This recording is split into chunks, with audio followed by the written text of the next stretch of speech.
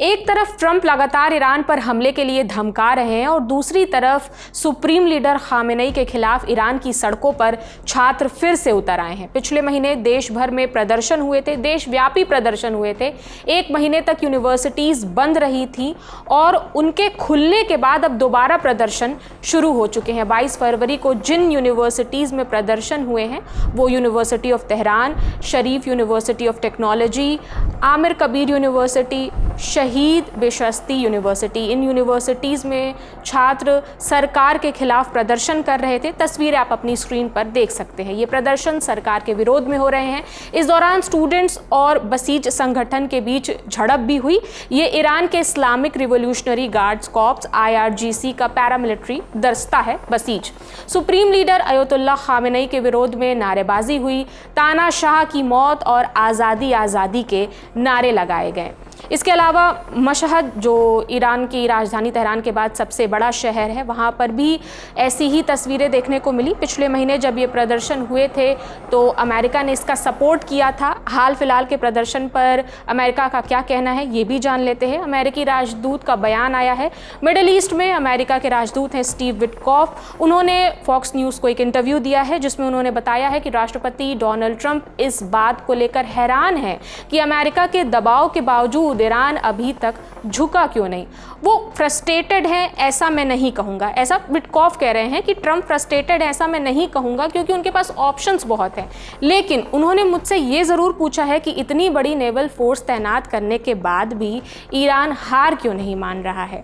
मैं ये शब्द इस्तेमाल नहीं करना चाहता था लेकिन फिर भी हार क्यों नहीं मान रहा है, ऐसा स्टीव विटकॉफ ने कहा है फॉक्स न्यूज़ को।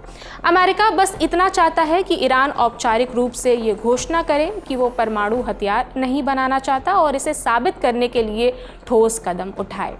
ओमान के विदेश मंत्री बद्र अल बुसैदी ने सोशल मीडिया पर कहा है कि दोनों देशों के बीच, अमेरिका और ईरान के बीच 26 फरवरी को अगले दौर की बातचीत होगी। इससे पहले 2 दौर की बातचीत हो चुकी है लेकिन कोई डील नहीं हुई, बेनतीजा रही बातचीत। अमेरिका और ईरान के बीच काफ़ी दिनों से तनाव बना हुआ है।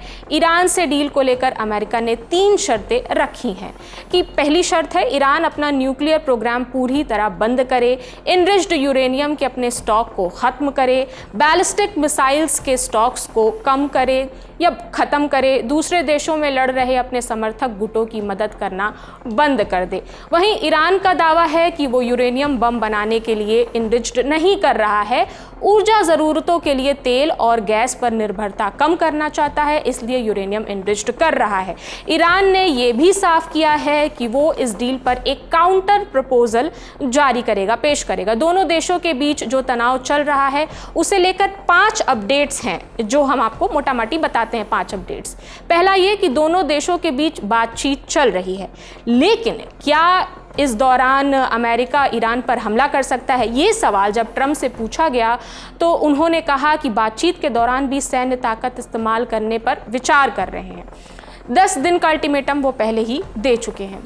इसके अलावा दुनिया का सबसे बड़ा युद्धपोत USS जेराल्ड आर फोर्ड भूमध्य सागर पहुंच चुका है और पहले से ही USS अब्राहम लिंकन तैनात है अरब सागर में। खाड़ी क्षेत्र में अमेरिका ने अपने 17 जंगी जहाज़ F-22, F-35 जैसे फाइटर जेट्स तैनात कर रखे हैं। ईरान के विदेश मंत्री अराक्ची ने एक काउंटर प्रपोजल पेश करने की बात कही है। जो डील है इस चीज़ को लेकर उन्होंने एक काउंटर प्रपोजल तैनात करने की बात कही है। इसके अलावा ईरान की IRGC रिवोल्यूशनरी गार्ड्स ने हाल ही में स्ट्रेट ऑफ हॉर्मुज़ को कुछ घंटे के लिए बंद कर युद्ध अभ्यास किया है। ये वो सक्रिय जगह है जहाँ से दुनिया का लगभग 20 से 30% का क्रूड ऑयल पास होता है। ईरान ने चेतावनी दी है कि अगर उस पर हमला हुआ तो वो इस पूरे रास्ते को बंद कर देगा और क्षेत्र में सभी अमेरिकी ठिकानों को निशाना बनाएगा। मिडिल ईस्ट में अल उदीद एयरबेस जो है वो अमेरिका का सबसे बड़ा एयरबेस है।